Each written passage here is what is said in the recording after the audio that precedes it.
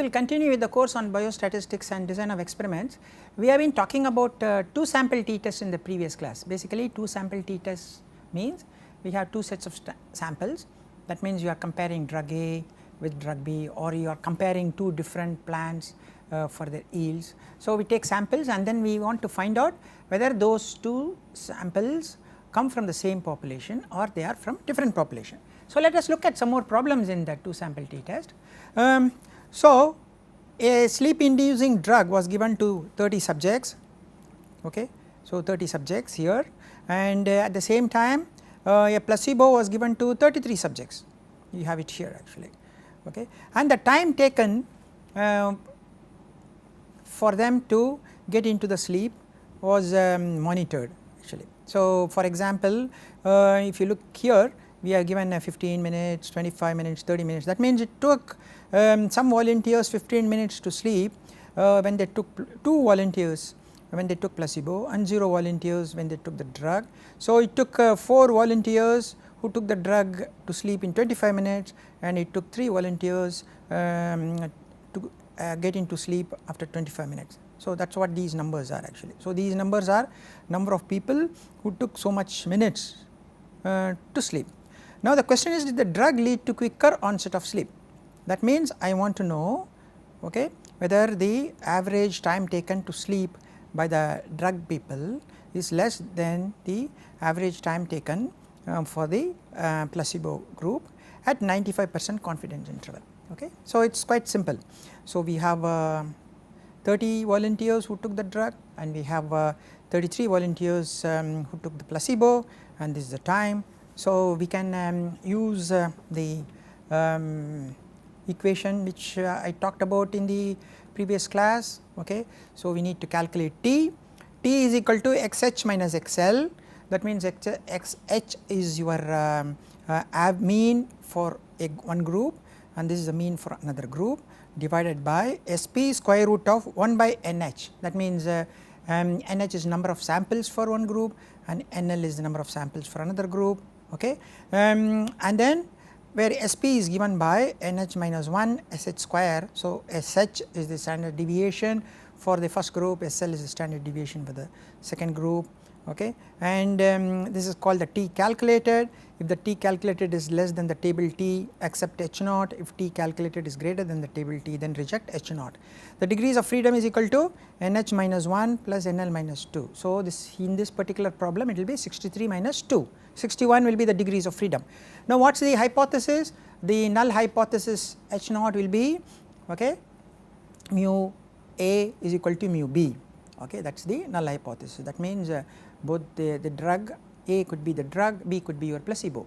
Now, the alternate hypothesis could be mu A less than mu B. So, B could be your placebo, A could be your drug. So, it is a 2 sample, okay, one tail, because we are talking about alternate is mu A less than mu B, okay. So, it is a one tail or single tail, 95% confidence interval. So, we have to use this equation, okay, to calculate T, and then compare it with the table T.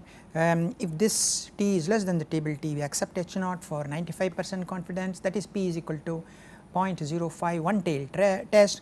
If it is less than, the T calculated here is greater than table T, then you reject the H naught. Okay, so, we can use Excel like software to calculate all these parameters, the mean, the standard deviation of the individual samples, all these things, okay. That is what we are going to do. So, this is again I am showing you the problem here, time taken to sleep in minutes, number of subjects who took this drug, number of subjects who took the placebo, okay. So, I need to calculate the average of each set. So, how do I do?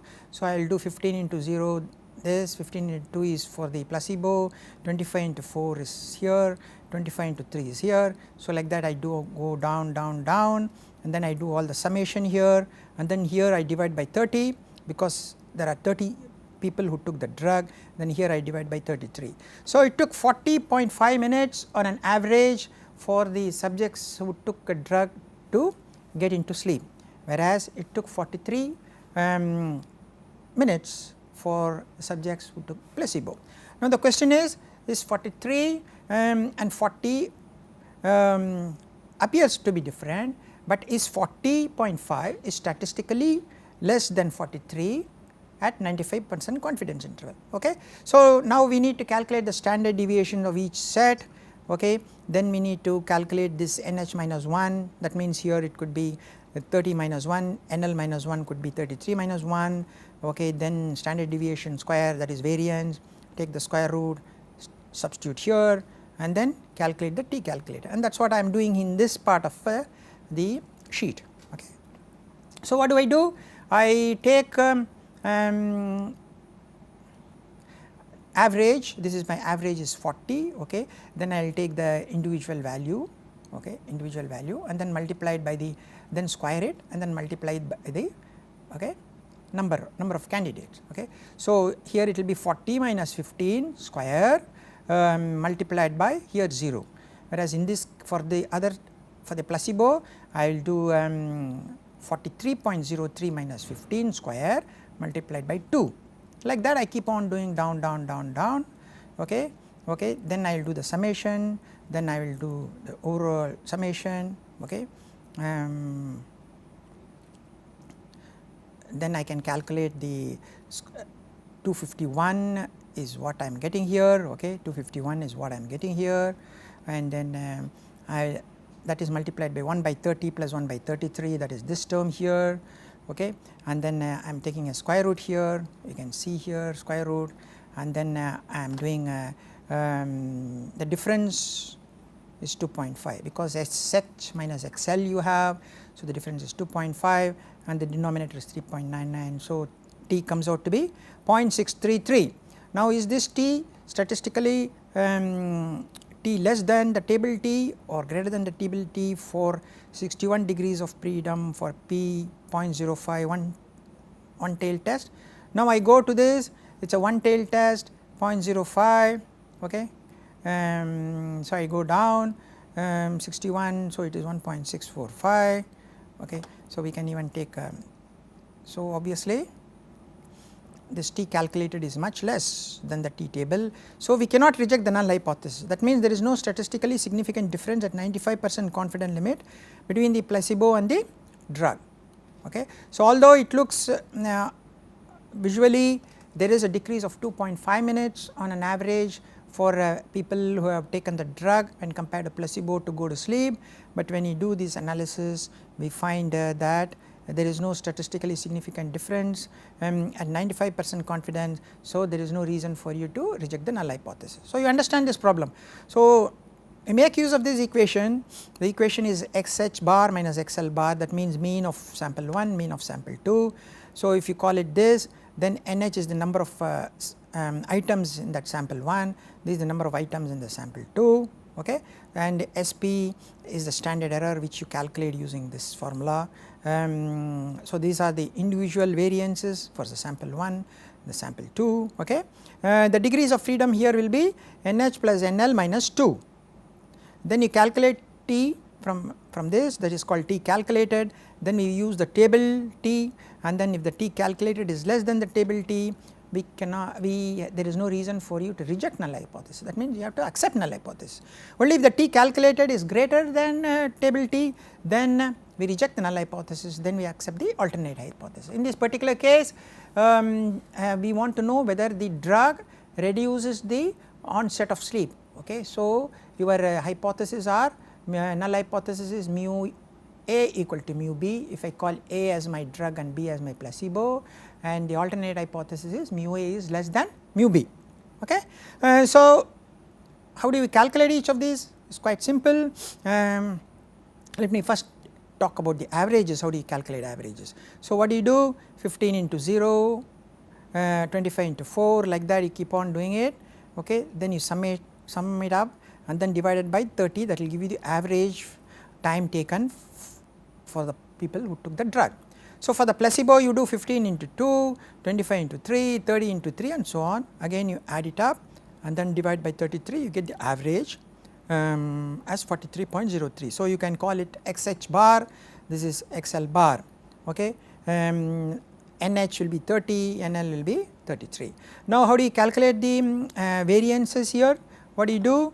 If you want to look at the drug part of it, so we say 40.5 minus 15 square multiplied by the number, here in this case 0, then 40.5 minus 25 square multiplied by 4 people, 40.5 minus 30 square multiplied by 3, okay, that is what you are writing here. Then here 40.5 minus 35 square into 6, that is what you are writing. So like that you keep on doing for the drug. And for the placebo, what do you do? You take 43.03, okay, multiply minus 15 square multiplied by 2, that is what comes here, 43.03 minus 25 square multiplied by 3, that is what comes here, and so on. And then you add up, you end up like this, okay. And then you can calculate this term, because you got this, okay, and then finally you end up with the 251 is not divided by 1 by 30 plus 1 by 33, that is nothing but this, okay, because 30 is the number of samples for the drug and 33 is the number of samples for placebo. Then you are taking the square root, that comes to 3.99, so that will cover the entire denominator part of it. The numerator is 2.5, right, that is the difference in the averages. So you divide 2.5 by 3.99, you will get 0.633. So that is the table T, and according to, sorry, that will be your calculated T, and table T I have written as 1.96, but actually it should be, if I take 95 percent or point P as 0.05 and I take one tail test, I should be reading here, so it should be 1.645, not 1.96. So this should read as 1.645. So obviously whether it is 1.645 or 1.96, obviously the table T is much higher than your calculated T. So obviously there is no reason for you to reject the null hypothesis at 95% confidence interval. So that means the drug does not reduce the onset of sleeping time when compared to the placebo, okay. So you understand how to do this problem, very interesting. We come across these type of problems quite a lot when you are performing clinical trials. It could be placebo, it could be drug B, that means another drug. So you may be comparing two drugs in the market and so on actually. Okay. So this table is very important. This top portion is related to the one tail, the bottom portion is related to two tail. So when we say one tail 0.05, you have to read this column. If you say two tail 0.05, you have to read this column, please remember that, okay. So what is the relationship between two tail and one tail? Two tail is total is 0.05, so each side will be 0.025, okay. So that is the relationship here, understand, okay. Or we can use this another table, this gives you the outside portion here, okay. Again you can see 0.025 relates to one tail, so for two tail it is 0.05, so 1.96 is the T value. Okay, let us look at another problem, another interesting problem. Artificial valve was placed in rats and mouse for 30 days, they were removed and tested for wear. Okay, this is very common when you are doing biomaterial design, when you are creating new material, you keep it in animal models and then see the mechanical strength, changes in mechanical strength, which could be tensile, compression, wear, tear and so on actually. So artificial valves were placed in rats and mouse for 30 days and they were, after 30 days were measured with the standard deviation. So it is all given, it is not raw data, but somebody has already done it and they are given it there.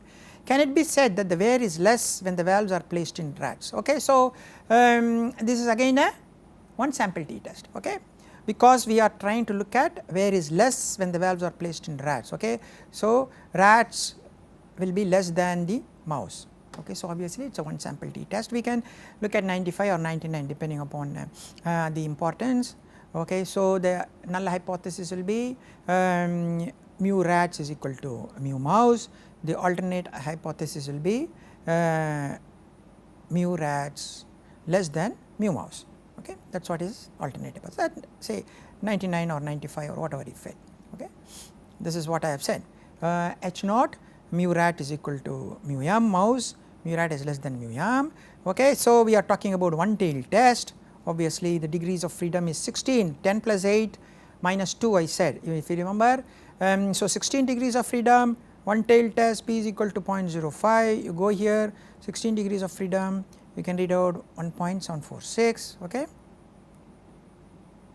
1.746. So, whatever calculation we do, if the t value we get through calculation is greater than 1.746, then we can say we reject the null hypothesis. If the t value we calculate is less than 1.746, then there is no reason for you to reject the null hypothesis at 95% confidence interval. Okay, so, we use the same equation, if you remember, xh bar minus xl bar divided by sp square root of 1 by nh plus 1 by nl, where sp is given by, right. So, we can take rats here, nr minus 1. So, nr for rats is 10, nm for mouse is 8, the degrees of freedom is 16, 10 plus 8 minus 2, then the standard deviation is given for rats. Okay. So, squaring that, standard deviation for mouse is given, squaring that, here we put 9, here we put 7 divided by, okay, 9 plus 7. So, we get sp is equal to all these number.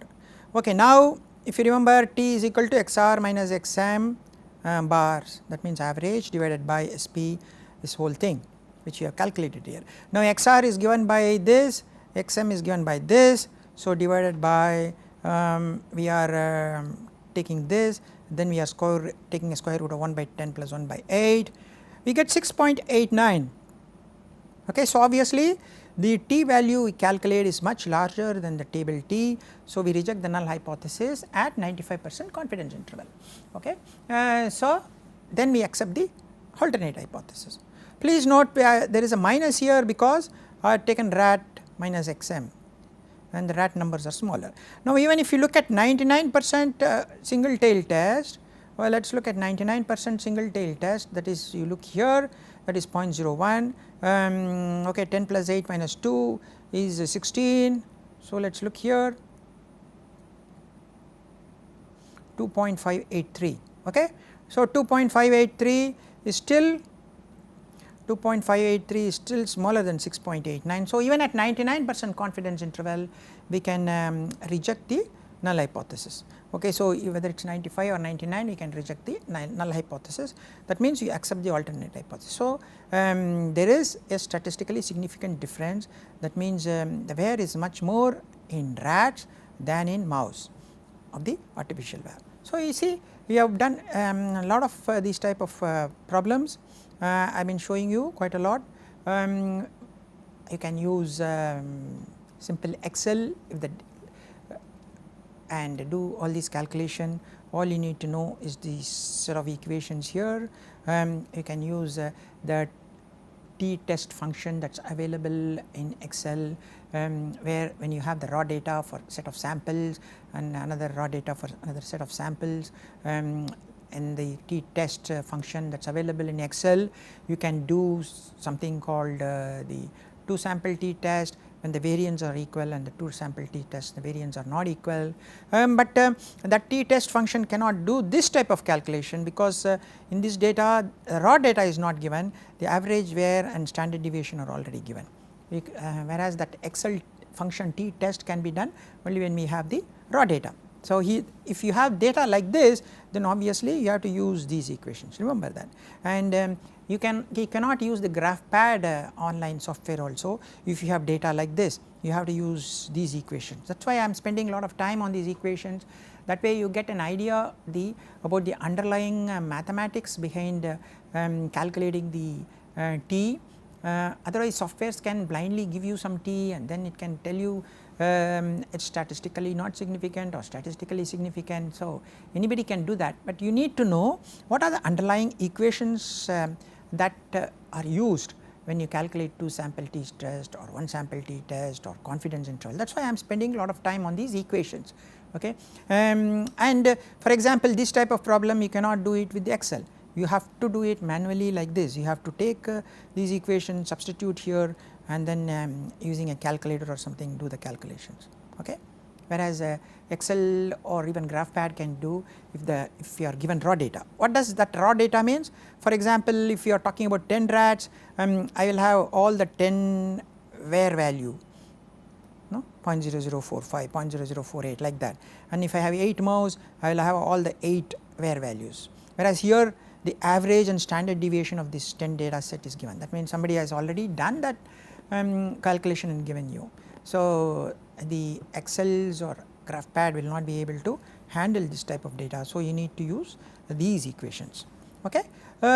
So we talked about 2 sample t-test where you can compare 2 different sets of samples, and I told you how to calculate the t using this equation, and you say whether the equation t is greater than the t in the table for a one tail or a two tail test. If it is greater than the table, we reject the null hypothesis. If it is less than the t table, we accept the null hypothesis. Okay.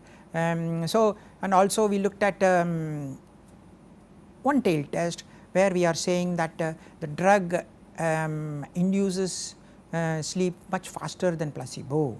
Where in the valve when they are implanted in rats is much more, and so on actually. Okay. So in that sort of thing we are talking about one tail test. Okay. So I also showed you the table, how to use the table, and that is very important. In that table it tells you the p values for one tail on the top and the p values for a two tail here, and this one gives you the degrees of freedom. In a 2 sample t-test, please remember the degrees of freedom will be number of samples for sample set 1 and number of samples for sample set 2 minus 2. Okay, remember that. Whereas when you are doing 1 sample t-test, it will be total number of samples minus 1, that will be the number of degrees of freedom. Okay. So we will continue and we will talk about pair t-test in the next class. Okay. Thank you very much for your time.